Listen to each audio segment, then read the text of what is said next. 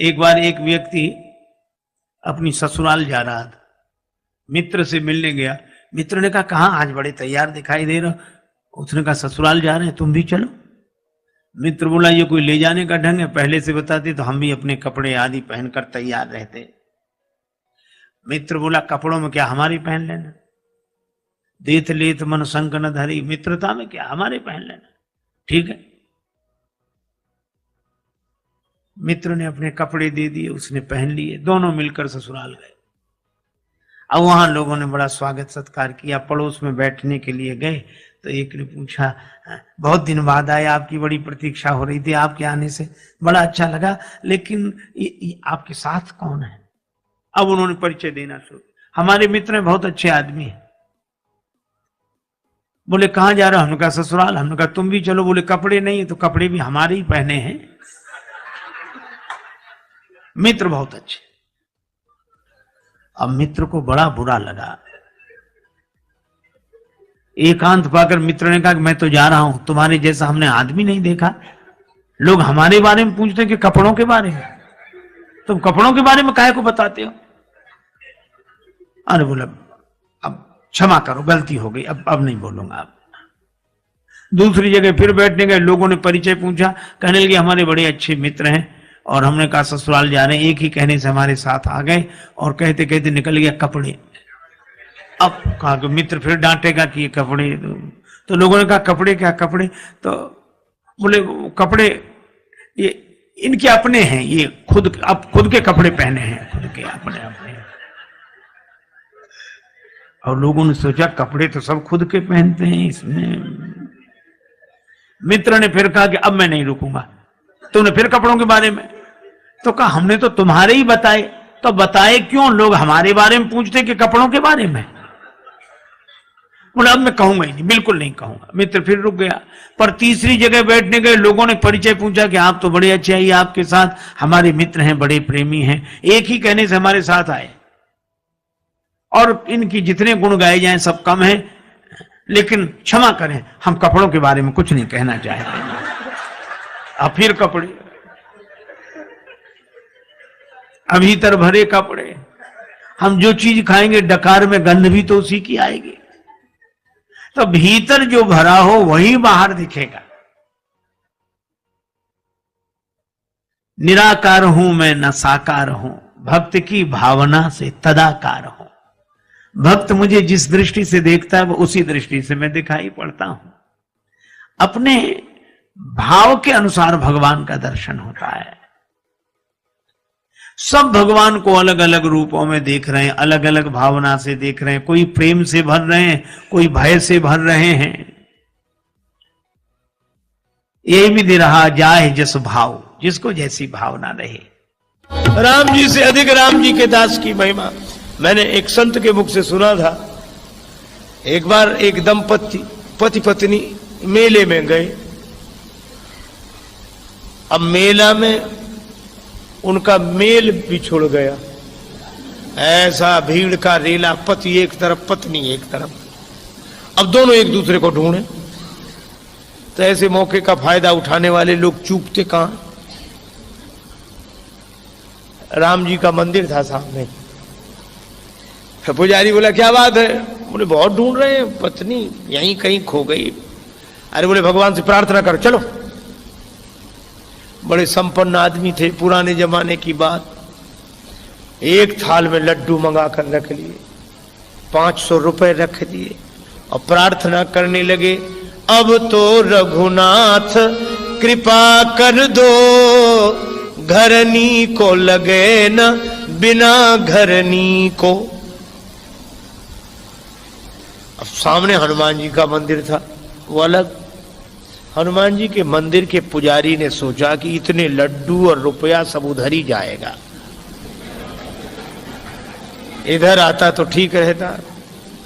तो वहीं से बैठे बैठे बोला सेठ जी वहां क्यों चले गए, यहां आओ। इशारे से बोला यहां आओ। सेठ जी थाल लिया वो इते, कर दे ये कृपा जो लला अंजनी को। हनुमान जी के पास ले आओ, काम बन जाएगा। कपिराज से प्रीत विनीत करो, फिर से मुख देख सको पत्नी को। सेठ जी बोले कैसी बात करते हो, हनुमान जी तो सेवक हैं, राम जी तो इनके स्वामी हैं, हम सीधे स्वामी के पास पहुंचे, सेवक के पास आने की क्या जरूरत है, राम जी कर सकते हैं सब कुछ। अरे बोले सेवक स्वामी की बात छोड़ो, अपने अपने विभाग की बात है, ये काम उनसे नहीं बनेगा। क्या क्यों नहीं बनेगा, राम जी सब कुछ कर सकते हैं तो मेरी पत्नी को भी खोज सकते हैं। हनुमान जी के मंदिर का पुजारी बोला कि जाने दो, तेरी त्रिया को मिलावे कहा, जो पतो न लगाए सके अपनी को। तुम्हारी पत्नी क्या ढूंढेंगे, उनकी भी खो गई थी तो यही गए थे ढूंढने। और उसने तो अपने मतलब के लिए तर्क दिया पुजारी, पर सेठ जी के मन में बात जम गई। हनुमान जी के मंदिर पर आए, सचमुच उनकी पत्नी भी आ गई वहीं दर्शन के लिए। सबके मुख से निकला कि भाई विनोद में ही सही, पर राम थे अधिक राम कर दासा।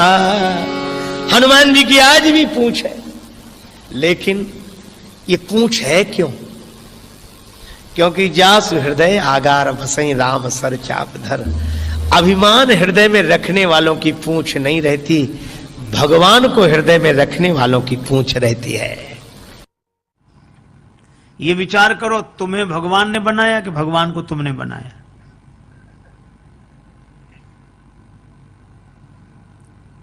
वो आदमी सोचने लगा कि हम तो भगवान की पूजा के लिए जा रही, कहां से तर्क करने वाला रास्ते में मिल गया ये। तो उसने कहा कि भैया तुम बताओ क्या करें हम तो मंदिर में दिया रखने जा रहे हैं, पूर्वजों से हमारे सब पितर यही करते आए हैं। तो वो क्या बोला, इतने दिनों से गलती चली आए तो क्या सही मान ली जाएगी? इसका अर्थ तुम भी गलत, तुम्हारी पीढ़ियां भी गलत। उस व्यक्ति ने कहा तो हम क्या करें ये बताओ।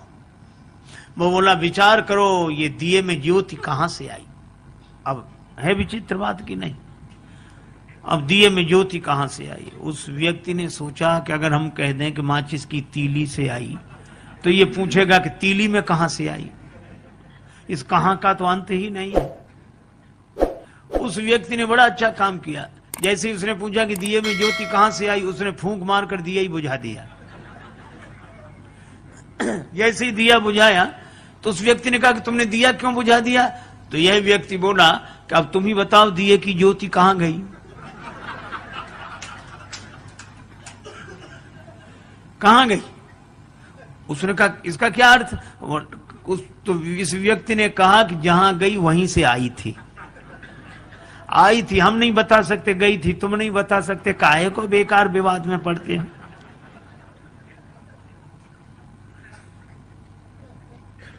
अच्छा, इस तर्क से कुछ हल भी नहीं होता, कुछ हाथ भी नहीं लगता। तर्क से आप कुछ भी सिद्ध कर दो। महाभारतकार कहते हैं तर्को अप्रतिष्ठा। इस तर्क की कोई प्रतिष्ठा नहीं है।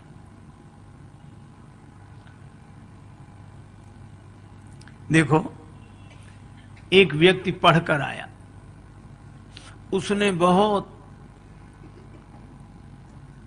विद्या अर्जित की थी,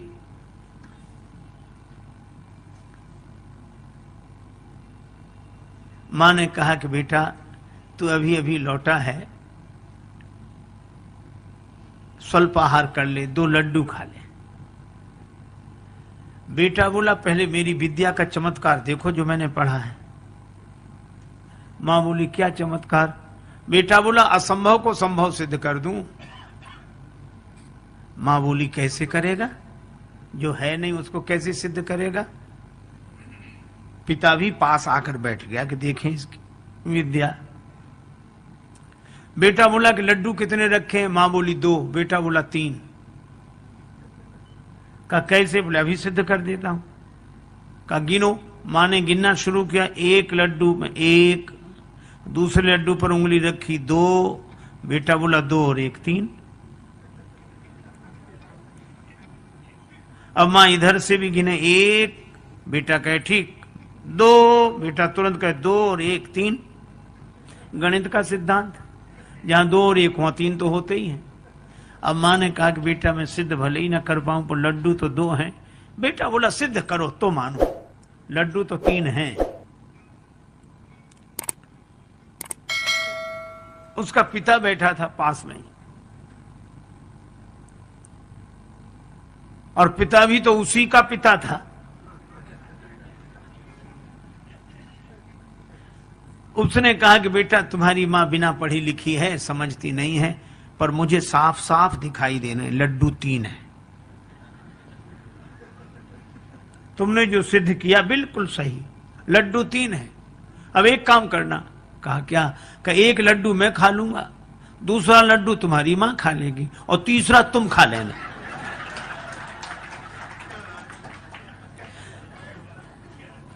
अरे भाई हाथ लगा क्या?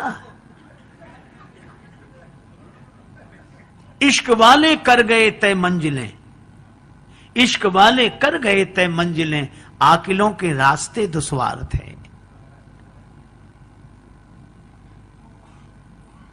एक आदमी गांव में गया, अपने मित्र के साथ घूमने निकला तो छोटा सा गांव, एक व्यक्ति तेल बेचता था, अकेला आदमी, और भीतर उसने कोल्हू चला रखा और बाहर बैठकर तेल बेचे। इस व्यक्ति ने देखा कि अकेला आदमी कैसे करता है, तो उसने कहा कि तुम ये बैल को हाँकते नहीं हो, और कैसे बिना तुम्हारे चलाए चलता है? तो उस आदमी ने कहा कि बैल को मैं हाँक देता हूं, और जब चलने लगता है तो बाहर आके बैठ जाता हूं, तो उसे पता नहीं लगता कि तुम पीछे हो। तेल बेचने वाले ने कहा हमने उसकी आंख पर पट्टी बांध रखी। सो तो ठीक है, लेकिन तुम बाहर बैठे हो, बैल अगर चलना बंद कर दे तो तुम्हें कैसे पता लगेगा? तेल बेचने वाला बोला हमने उसके गले में घंटी बांध रखी, चलना बंद होता घंटी बजनी बंद हो जाती, हम फिर जाके हाँक देते हैं। पर वो तार्किक मानने कोई तैयार नहीं। वो कहने लगा कि नहीं ये भी कोई बात नहीं हुई। कहा क्यों? कहा ऐसा भी तो हो सकता है कि बैल एक ही जगह खड़ा खड़ा गर्दन हिलाता रहे, एक ही जगह खड़ा खड़ा गर्दन हिलाता रहे तो भी तो घंटी बजेगी। तेल बेचने वाला हाथ जोड़ के बोला बाबूजी वह बैल है, आपकी तरह तार्किक नहीं है।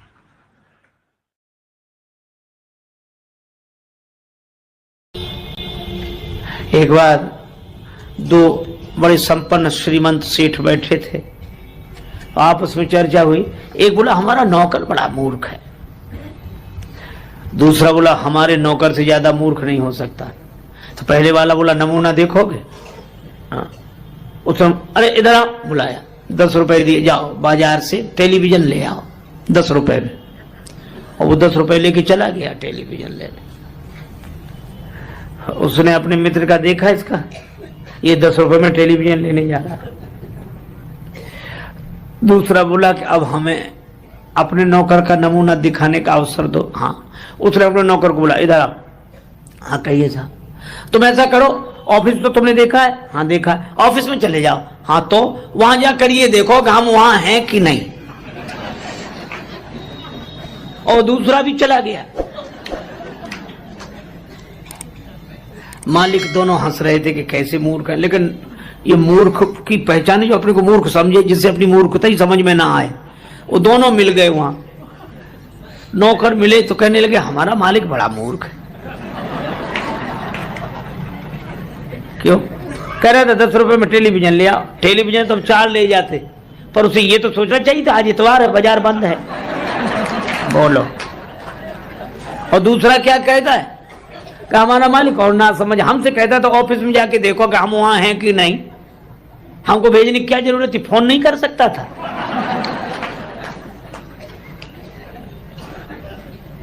दोनों ही नहीं समझ रहे।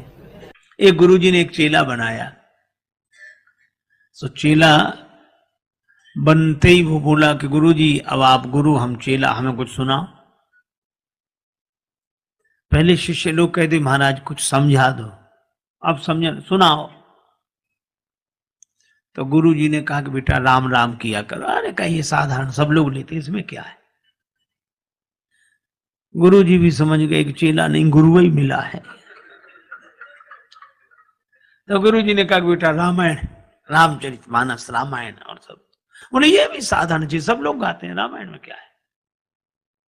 ऊंचा सुनाओ, ऊंची बात। गुरुजी ने कहा फिर गीता, हाँ ये कुछ कुछ चलेगी। तो गुरुजी बोले महात्मा आज सुनाते हैं, गीता कल सुनाएंगे, महात्मा ही सुनाओ। तो गुरुजी ने वही श्लोक, सर्वोपनिषदो गावो दुग्धा गोपाल नंदना, और 12 सभी उपनिषद जो हैं सो गाय हैं, दोहने वाले भगवान श्री कृष्ण हैं, और यह गीता ज्ञान ही दुग्ध है, पान करने वाला बछड़ा अर्जुन है। और चेला कहे वाह महाराज, आ महाराज, क्या बात, क्या बात, वाह वाह वाह। सो गुरुजी 1 घंटे की जगह 1.5 घंटे बोलते रहे। बाद में गुरुजी ने कहा कि बेटा कुछ समझ में ना आया हो तो पूछ लो। बोला हमें समझना है, आप कम समझाते हो, हम ज्यादा समझते हैं। गुरुजी ने मन ही मन कहा कि हम ही नहीं समझ पाए पहले तुम्हें, लेकिन फिर भी कहा कि हम गुरुजी हैं तो कुछ तो पूछ लो, गुरु होने की कुछ। अच्छा तो और सब समझ में आया, एक एक अक्षर समझ में, एक जरा सी बात समझ में नहीं आई। गुरुजी बोले वो क्या? बोले आप बार बार कहते थे दुग्धा गोपाल नंदना, तो ये 2 गधा कौन थे? बोलो। सो गुरुजी ने माथा पीटा। चेला बोला बताया नहीं 2 गधा कौन थे? गुरुजी बोले एक हम और दूसरे तुम। एक गांव में रहता था एक कोई व्यक्ति, उसकी नाक कट गई, झगड़े में या किसी तरह कट गई। अब कौन वहां तक पता लगाने जाए, कट गई।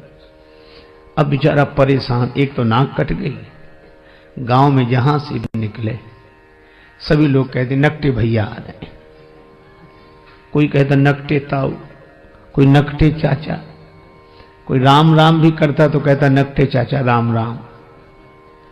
उस बेचारे को बड़ा बुरा लगे, लेकिन करे क्या? नाक को छिपावे भी तो कैसे?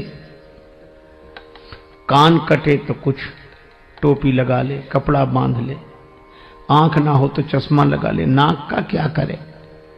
सीधे सामने ही साफ। तो उसने सोचा नाक कट गई तो नकटे की कोई इज्जत तो होती नहीं है।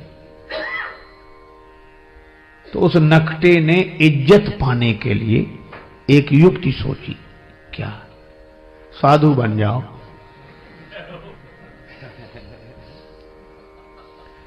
ताकि हमारी कटी हुई नाक पर ध्यान न जाए। पर लोग भी तो विचित्र हैं, बेचारा साधु भी हो गया तो भी लोग कहते नकटे बाबा आए, नकटे स्वामी जी। अब बड़ी मुसीबत। और कोई कहता नकटे, तो दूसरे लोग डांटते हैं, ऐसे बोलते हो, साधु हैं ऐसे मत बोलो। तो उसे लगता कि शायद पक्ष में हो, लेकिन वो भी यही पूछता कि महाराज कैसे कट गई?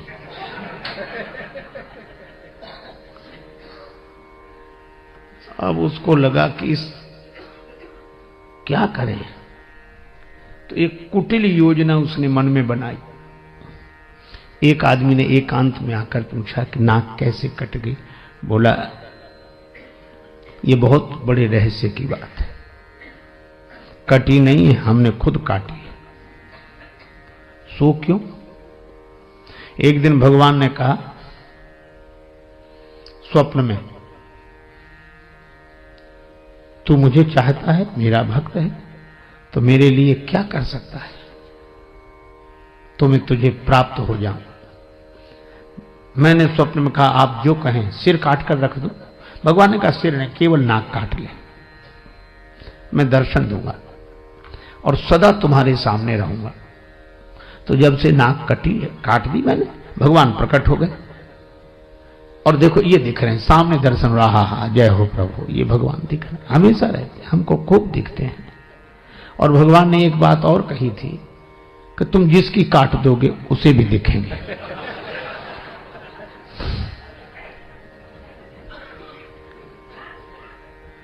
अब भगवान का दर्शन कौन नहीं चाहता? नाक कटे तो कटे। बोले लोग भले ही कुछ समझे, नाक कटे तो भगवान मिल रहे। तो कहा एक बात है, क्या? हमको भी मिलेंगे भगवान? हाँ मिलेंगे। तो काय को नाक कटवाता? बोले नहीं, नाक जाए तो जाए, दर्शन तो हो। तो कही आ जाओ सवेरे। गया, उसकी भी काटी।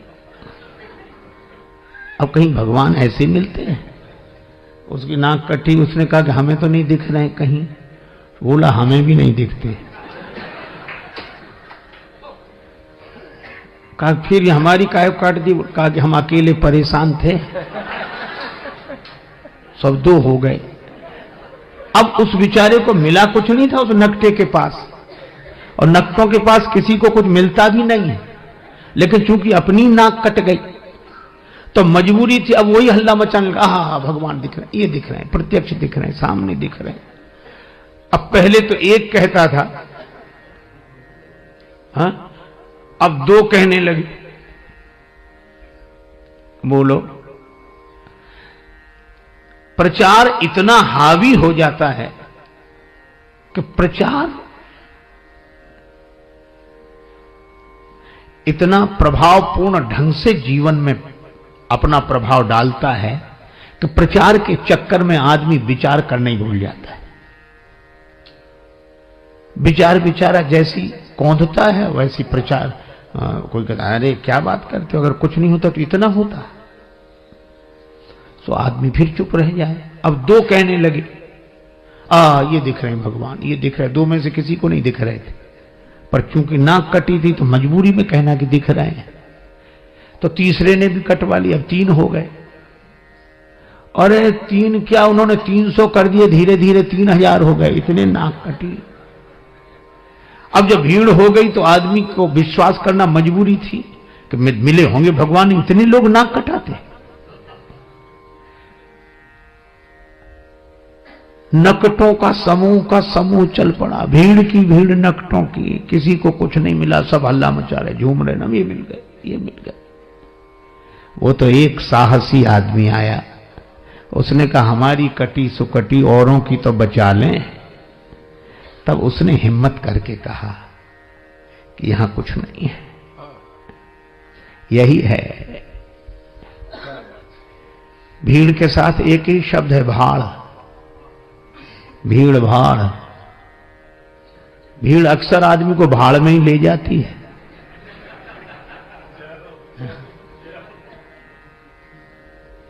अब प्रचार की क्या बात कहें, आप अन्यथा न ले, मैं श्री राम कथा ही कह रहा हूं। एक पल नहीं जिए जो इंसान की तरह, एक पल नहीं जिए जो इंसान की तरह, वे पूज रहे हैं आजकल भगवान की तरह। एक पल नहीं जिए जो इंसान की तरह, वे पूज रहे हैं आजकल भगवान की तरह। मेहरबानी मीडिया की, मेहरबानी मीडिया की, रुपयों की वजह से दुनिया में छा गए हैं तूफान की तरह। उपदेश दे रहे हैं औरों को शांति का, उपदेश दे रहे हैं औरों को शांति का, और आपस में लड़ रहे हैं पहलवान की तरह। और फूलों की तरह खिलते मिलते नहीं हैं संत, फूलों की तरह खिलते मिलते नहीं हैं संत, टीवी के खुलते खुलते दुकान की तरह। और राजेश त्याग हरि को धनियों के हाथ में, साधु भी बिक रहे हैं सामान की तरह। क्या ये विडंबना है। और यह बात मुझे तब याद आती है जब मैं सोचता हूं कि राम जी के दर्शन के लिए अयोध्या की देवियां भी गई, पर सहज श्रृंगार, क्योंकि जानती हैं भगवान सहजता पर रीझते हैं। आप जैसे हैं वैसे ही भगवान के सामने पहुंच जाएं। अच्छा, आप जैसे हैं वैसे ही भगवान के सामने पहुंच जाएं तो आप भगवान के लिए अनमोल हैं। और अगर आप जैसे ही हैं वैसे ही दुनिया के सामने पहुंच जाएं तो आप करोड़ों के भी हों तो 2 कौड़ी के, और आप हों कुछ और दिखें कुछ तो 2 कौड़ी के भी हों तो करोड़ों के। पर बनावट जहां चले तो ठीक, पर भगवान के यहां तो न चले। इसलिए सहज श्रृंगार, सहजता ही जीवन का श्रृंगार है, सरलता। एक व्यक्ति अपनी ससुराल गया, गांव का रहने वाला था। पत्नी शिक्षित मिल गई, ससुराल पहुंच गया बिना सूचना के। उसकी देवी ने बड़ी प्रशंसा कर रखी थी कि बड़े सुयोग्य हैं, बहुत समझदार हैं। तो उसकी सहेलियां इकट्ठी हो गई, वो भोजन के लिए बैठे। पत्नी मन ही मन डर रही थी कि इतनी इनकी बात बनाई है और ये कैसे हैं, सो तो मैं जानती ही हूं। चलो, तो गांव की परंपरा, वो भोजन बनाने बैठी चूल्हे पर और उसने सामने उनको बिठाया भोजन करें। अब उसकी सहेलियां परोस रही थी भोजन बार बार। पूड़ी साग थाली में आया, वो ऐसा विचित्र आदमी एक पूड़ी उठा गया। सोच रहा था छोटी सी पूड़ी है, इसके टुकड़े करना, ग्रास करना तो बेकार है, पूड़ी ही ग्रास है। वो एक पूड़ी में साग रखे और एक। अब उस देवी को बड़ा संकोच लगा, बड़ी लाज लगी, किसने नाक कटवा दी। और सहेलियां मुस्कुरा मुस्कुरा कर कहें, जैसा आपने कहा था वैसे ही हैं, बड़े समझदार हैं बहुत ही। तो महिला बड़ी विवेकवती थी, उसने सोचा कि बात किसी तरह बन जाए। तो वो तो पूरी खाए जा रहे थे। अब उसको था कि ये हमारी तरफ देखें तो हम इशारा करें। तो जैसे उधर देखा तो उसने भोजन बनाते बनाते इशारा किया, उंगली द्वय उठाई गंवारपन पति को देख, कि एक एक पूरी के ग्रास दुई करें जा। दो उंगली उठाई कि कम से कम एक पूरी के दो टुकड़े तो करो,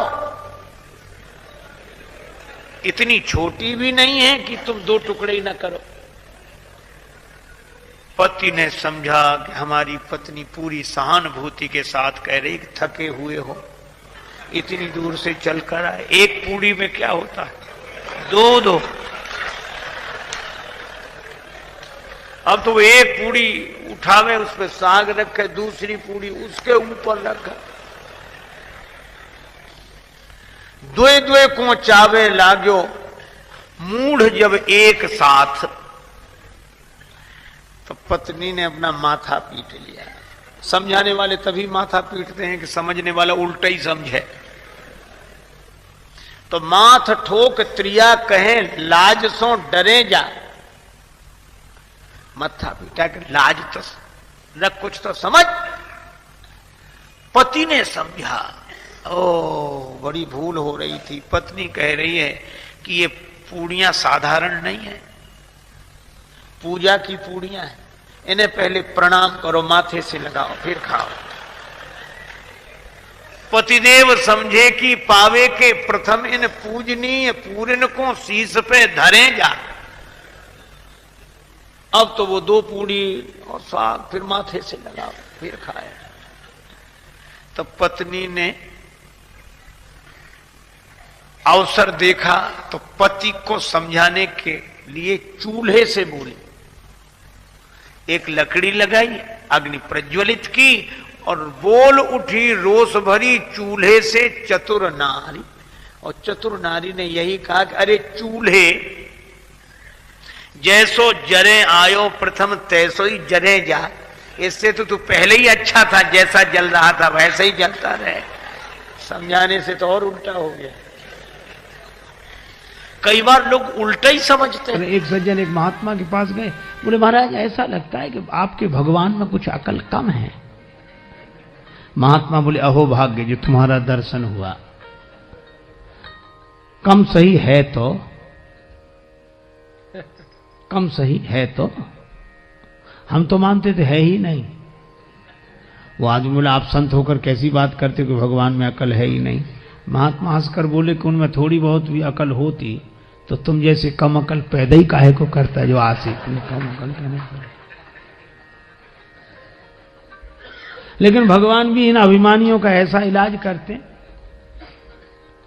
एक आदमी ने अपने मित्र से कहा कि चलो एक नया विषय शोध करेंगे।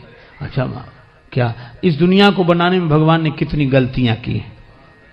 अपनी गलती आज तक मिली नहीं, भगवान की गलतियां। मित्र ने कहा, वाह, यह तो बड़ा मौलिक विषय रहेगा, इस पर तो आज तक किसी ने चिंतन किया नहीं, शोध नहीं किया। बहुत मूल्यवान कृति होगी है आपकी शोध की, शोध प्रबंध। चलो कलम कागज ले लिए, मित्र लिखे वो गलती बताए। हर जगह देखे भगवान, ये गड़बड़ी कर दी भगवान ने। क्या? एक गांव में गए तो छप्पर नुमा मकान था, उस पर कद्दू के काशी फल, बड़े बड़े कद्दू लगे हुए, और बेल दुबली पतली चौड़े पत्ते। बोले लिखो परमात्मा की गलती नंबर 1, नोट करो। इतनी दुबली पतली नाजुक सी बेल, इसमें इतने बड़े बड़े फल हैं, इससे समझ में आया वो बेअकल है। छोटे छोटे फल लगाने थे, बेल जितना सहन कर सके इतना बड़ा फल लगा दिया। मित्र ने कहा, वाह, कमाल कर दिया, क्या सोच है। नोट कर लिया। कुछ दिन बाद फिर घूमते हुए निकले, तो एक बगीचे में पड़े थे आम के पेड़, आराम करने, सो ऐसे सो गए। ऊपर देखा कच्चे हरे रंग के आम लगे थे। अरे बोले देखो परमात्मा की गलती नंबर 2। इतना बड़ा विशाल वृक्ष और इसमें इतने छोटे छोटे फल हैं, इससे समझ में आया को बेअकल है। देखो मित्र ने कहा, वाह, यह भी बिल्कुल बिल्कुल। बोले कद्दू जैसे फल लगाता है इसमें, छोटे छोटे फल उसमें लगाता। मित्र ने नोट, अब देख रहे थे ऐसे, भगवान ने भी सोचा कि इसको जरा समझा दें। तब तक ऐसी हवा का झोंका आया, एक आम का फल टूट कर गिरा और उसकी नाक पे, नाक जैसा नाजुक अंग, और आम का कच्चा फल पत्थर जैसा कठोर, और आज के जमाने का आदमी, उससे आम की चोट बर्दाश्त नहीं होती तो खास चोट क्या बर्दाश्त हो सकेगी। इतने में ही तो मूर्छित हो गया वो, गिरा आम। अब मित्र का कलम कागज छूट गया, पंखा करने लगा, हवा करने लगा। बोला डॉक्टर को बुलाएं, वैद्य को बुलाएं, कि हकीम को बुलाएं, कि हवा करते रहें, कि पानी पिलाएं। वो आदमी बोला कुछ मत करो, पहले दोनों गलतियां काट दो, एक भी नहीं है। क्यों? बोले भगवान ने अच्छा किया कि इतने बड़े बड़े फल नहीं लगाए इस पेड़ में, नहीं इतने से फल ने तो अधमरा कर दिया, ऊपर से उतना बड़ा फल गिरता तो मामला ही साफ हो जाता। भगवान मानने को तैयार नहीं भगवान पर। तो अभिमानी से बड़ा कोई अनाथ नहीं होता जो भगवान को न माने। और इसलिए रामचरितमानस में 2 अनाथ हैं इस दृष्टि से। विश्वामित्र जी बोले एक हम, दूसरा बाली। और बाली ने भी यही कहा था कि जो कदाचि मोहि मारी हैं तो पुण्य हो सनाथ। अभी तक तो मैंने किसी को नाथ माना नहीं, पर राम जी बाण मारेंगे तो मैं सनाथ हो जाऊंगा। सनाथ कैसे हो जाओगे? कहा अगर मैं अपनी मौत मर कर जाऊंगा तो हिसाब किताब हमारा होगा। कोई कहीं अपने ढंग से जाए तो सारा इंतजाम उसे अपना करना पड़ता है, और कोई भेजे तो सारी जिम्मेवारी उसकी, यहां से लेकर वहां तक का इंतजाम भेज तो तुम रहे हो। बाली ने कहा कि जिंदगी भर भगवान को माना नहीं, ऐसे मरूंगा तो अनाथ होकर जाऊंगा, और राम जी बाण मार कर भेजेंगे तो जिम्मेवारी उनकी रहेगी, मैं सनाथ हो जाऊंगा। जो कदाचि मोहि मारी हैं तो पुण्य हो सनाथ। और हुआ भी, बाण लगा तो भी कह लिया अवगुण कवन नाथ मोहि मारा। नाथ शब्द से नाता जोड़ा।